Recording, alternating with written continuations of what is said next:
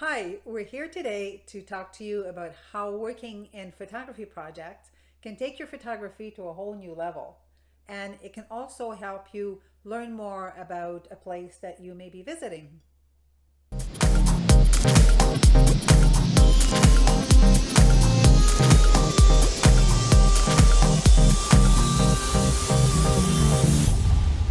Travel provides a great opportunity to work on a personal project. Working in a project is an excellent way to develop your photography skills. Whether you are a professional photographer on an assignment or an amateur photographer on a pleasure trip, doing a personal project is a great way to structure your photography and to try on new subjects that you would not normally photograph. That's right, it's a great way to get out of your comfort zone or try out some new techniques, right? You're great at working on photography projects. You've done some really interesting projects. That's something that I still work on. It's a skill that I'm still trying to develop. But I definitely learned a lot from watching you work at doing these projects. It's a real good opportunity to learn, I think. For sure, especially for amateur photographers, it's an excellent way to develop your own personal style, so to speak, uh, to find your photographic voice, and even to start developing your portfolio. Yeah, yeah, exactly. There's so many subjects that you can find and photograph. They're pretty much everywhere.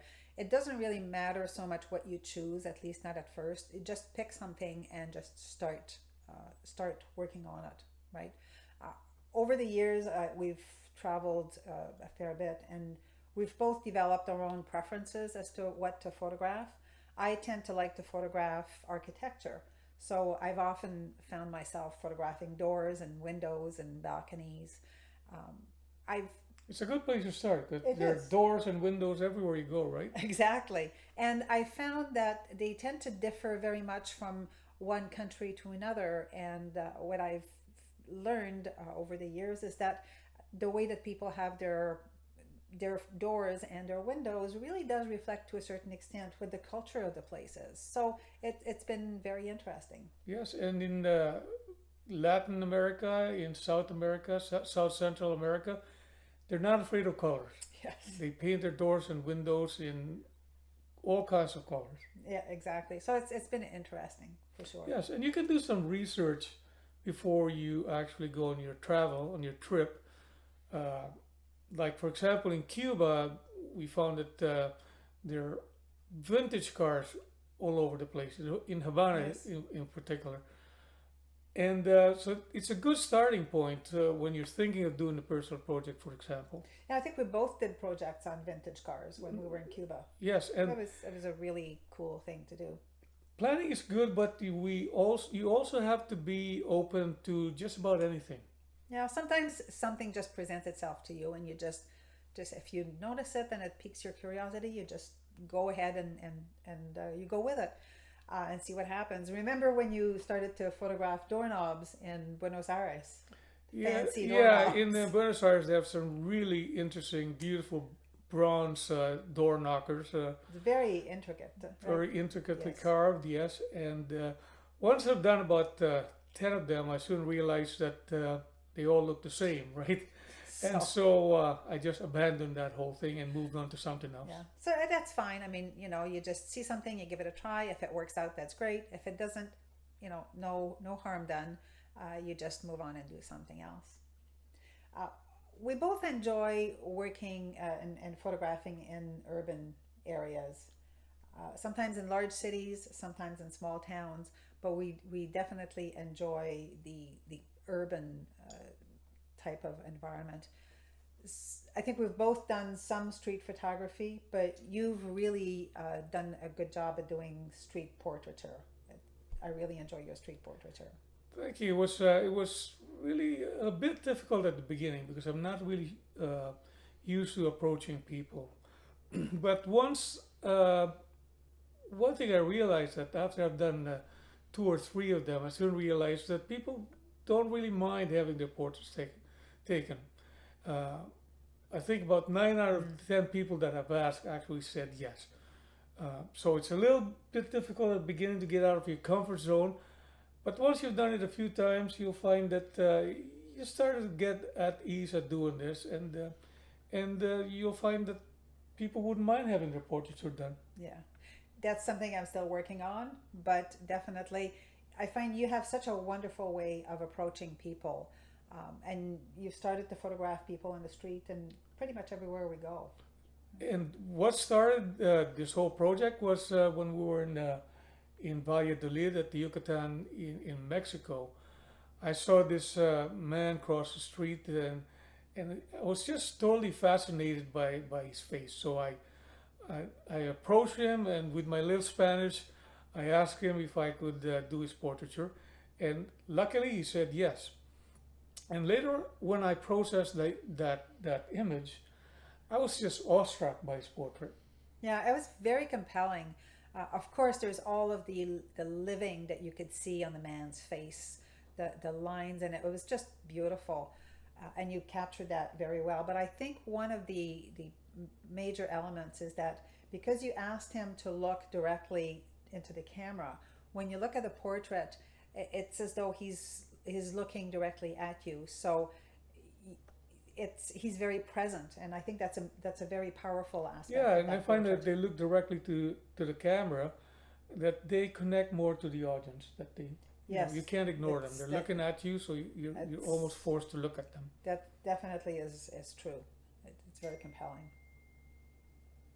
So this gentleman here was the beginning of a series of portraits that I have been doing for the last 10 years from each country that we visited. His portraits became an inspiration for me to continue to make street portraits. I photographed this man in Havana, Cuba. He reminds me so much of the Black Nazarene or the Black Jesus statue in Manila, Philippines. It's a beautiful photograph. You have to love the detail and the look in his face. He's got a beautiful expression. I photographed the following 3 images in Cuba as well. Yes, there's a lot of opportunities to photograph interesting people there. Some of these were taken in Havana, and others were taken in some of the smaller towns that we visited in Cuba. This man lived across the street from the Casa Particular that we were staying. And every time we go out of the house, he actually comes over with his big smile and says hello to us. So I did ask him if I could take his portrait, and this is the result of that Yes, that session. and he was very happy to pose for you. He's such a wonderful guy. Yeah. This photograph I've always found very interesting. Of course, there's the expression. He's got a very stern expression on his face. But I also love the way that the shape of his hat actually frames his face. It's a very unusual hat, so it's a interesting photograph. Yeah, I photographed him in Bali, Indonesia. I love this portrait. Love the detail in the beard as well. The next 2 photographs were taken in Yogyakarta, Indonesia. Yeah, you have to love these faces. All the living that is written on their faces is amazing, and the look in their eyes. I love these images. This photograph was taken outside the palace in Yogyakarta as well. That's where you drop the camera, remember? Oh yes, that wasn't a good day. It was the second time that I had dropped my camera during that trip, and it wasn't great. We spent the next 2 days looking for a camera shop in Yogyakarta that could hopefully patch up my camera so that I could continue to photograph for the rest of the trip. So I don't remember you making this photograph. Everything was a blur, but looking at it after the fact, it's an amazing photograph. That's right, and that's the first time we dropped it was in Cebu in the Philippines. So this was the second time. This was the second time.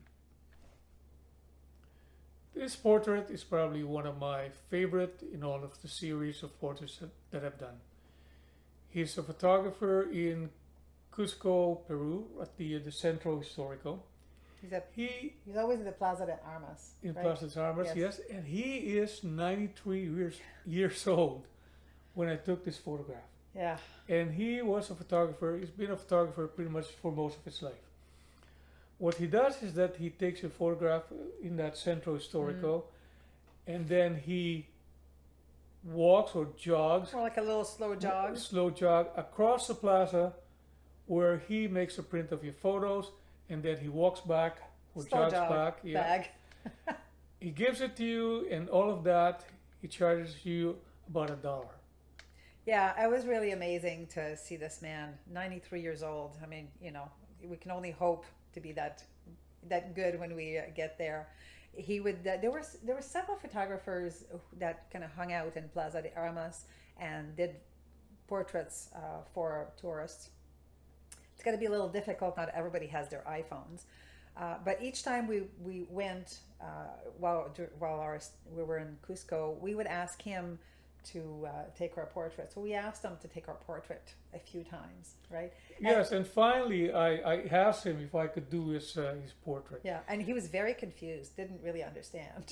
Couldn't understand, like he was a photographer there. Why am I taking his photo? But Yeah, he agreed, and this is the result of that session, I guess. yeah. But so yeah, definitely a very amazing man, and we can only hope that we can still take photographs when we're 93 years old. That's right. If Right. you want to live close to 100, be a photographer. Yeah. You made this portrait in Syros, Greece, right? We were in Greece, and we had walked up the hill to the church near our Airbnb, and we walked in and we met this man who was the church.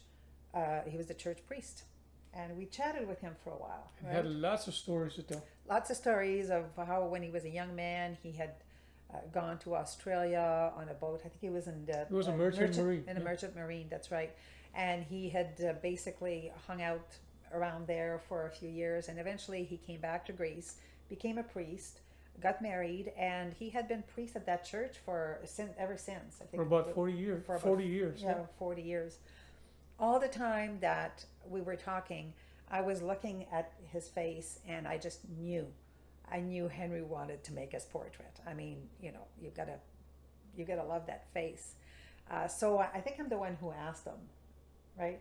Yes, you did ask him. Yeah. Yeah, yeah, And luckily, he actually agreed to Of have his course. portrait done. of course.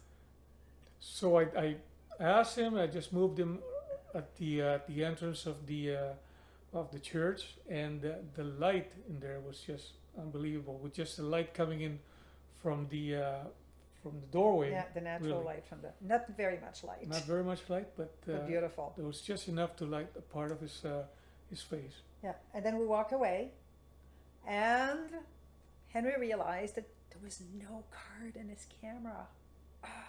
So we had to go back. It was probably the only time that I've actually asked if I could redo a portrait on the street. That's right. It's just his face is just so fascinating that I just couldn't let it go. Yeah. And he was a real good sport about it. He was really nice. He just laughed it off, and he posed for you again, Did it right? again? Yes. Yeah, yeah. That's the day I think we ended up walking, I don't know, about 80 flights of stairs in Syros. It's a beautiful place. We just love that place. And Lots of stairs in Syros. lots of stairs. Love this portrait. I think you did such an amazing job with the light and just bringing out all the detail in his face. And the texture. You've got a lot Tons of of texture in that beard. I mean, it's just amazing. So you did a really, it is one of my favorites from your series, I have to say. Mine too. So this is an ongoing project for me. It's been nearly 10 years now that I've been doing this portraiture Yeah, it's been for like 10 years. from the different countries that we visited.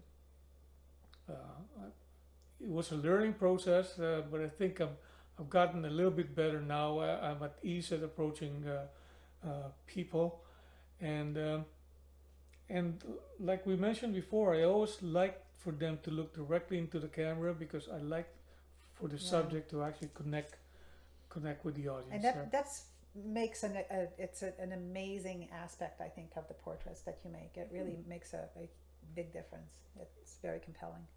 That's right. And sometimes we more often than not we don't speak the language, but with a little bit of Spanish, with a little bit of hand gestures or whatever, I managed to take that Yeah. portraits. But not all portraits actually work, right? I No. mean, depending on, usually you try and photograph them where they are, but if there's, for example, if it's too sunny and there's a shady spot close by, I would ask them to move to the shady spot. Um, but a lot of times I just take the photo where they are, and I do it as quickly as I can Yeah. because you really don't want to spend a lot of the time of waste their time, like they're working, they're doing their Yeah, stuff, because and these are generally just people going about their day. going It's, about these the are daily business. yeah, Yes, yeah. They don't tend to be generally in the tourist areas. So these are just yeah, regular they're either folks selling stuff or just walking down the street on their way Yeah. home for lunch.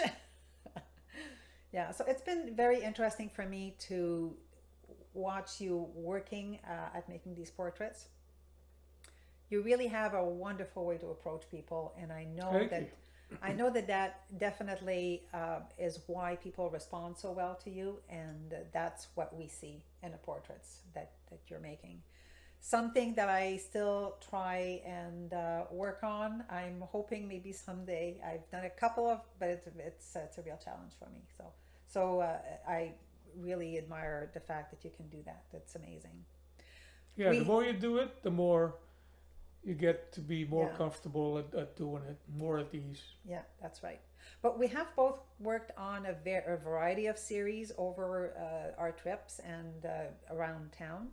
So over the next while, we'll show you some of those specific series, and we'll tell you why we chose them and whether we feel that they worked out for us or not. And then we'll see how you feel about it. So consider starting to photograph a series or a project of a particular subject when you travel, or you could start practicing at home. That's right. And let us know what subjects you photographed and done in series and what you've learned in the process. That's it for now. See you next time. Thanks for watching.